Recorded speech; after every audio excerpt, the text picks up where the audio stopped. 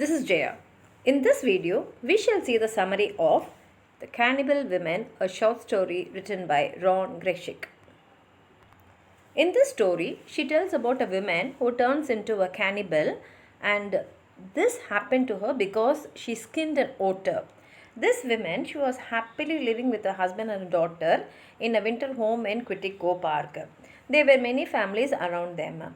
One day, her husband, who is a hunter, brings home an otter and he asks her to skin it. But he was not aware that his wife was allergic to otters. When she came in contact with the otter's blood, a supernatural power entered into her body and she becomes a cannibal. She goes to the extent of killing her husband, who is a trapper, and not only that, she keeps on killing the families around her and she keeps eating them.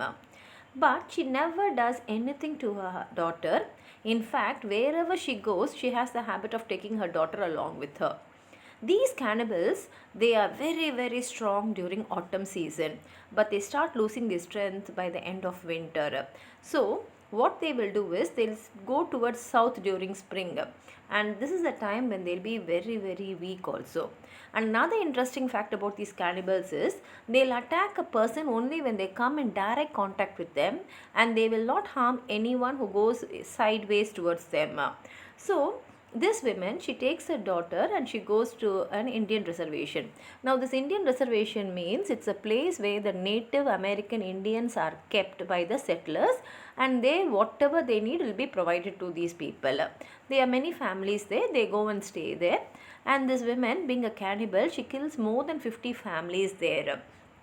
And she also has the habit of cutting her daughter's arms and checking if the daughter is fat enough.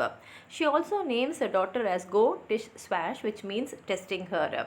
And she feeds her daughter only with the leftovers which is left in the reservation.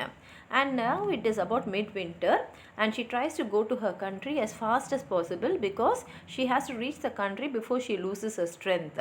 And if she does not go there, she will have to face unnecessary consequences because of her weakness. But this time, unfortunately, she is not able to complete her journey before the winter, and she becomes weak day by day. So she reaches another Indian reservation by March and they stay there. By now, the daughter comes to know that her mother is a cannibal and she is killing the people around and she is also eating them. So being helpless, she goes and talks with the tribal people who are staying in the reservation, and she tells them about the mother's condition. They all understand the mother's place because she's a cannibal, and naturally she has a tendency of killing human beings and eating them. But in order to save the other people, they dig a big cave and they fill it up with ice. And as they expected, the mother slips on the ice and falls down, and immediately these tribal people, they come there and they cut the mother into small pieces. Her hands, head, arms, everything is chopped away. And not only that, they also burn her body, and they find that her backbone takes a long time to burn because it is the place where all the special powers are provided.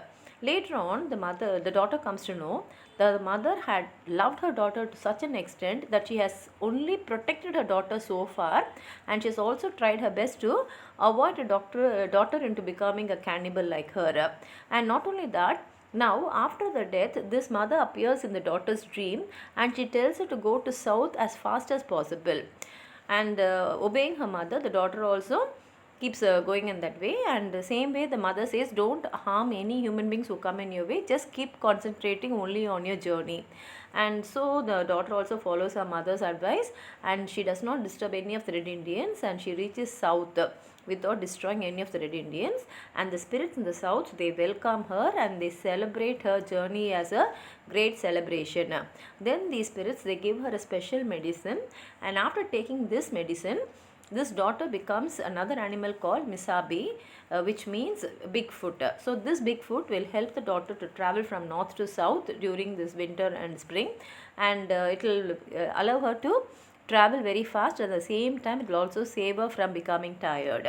Not only that, the daughter also decides never to eat meat at all in the rest of her life, and the story ends here. It's a very beautiful story which shows the love of the mother towards her daughter. And if you have anything more to add on to what I've said, please write it in the comment box, like the video, share it with your friends, and if you have not subscribed my channel, please subscribe. Thank you.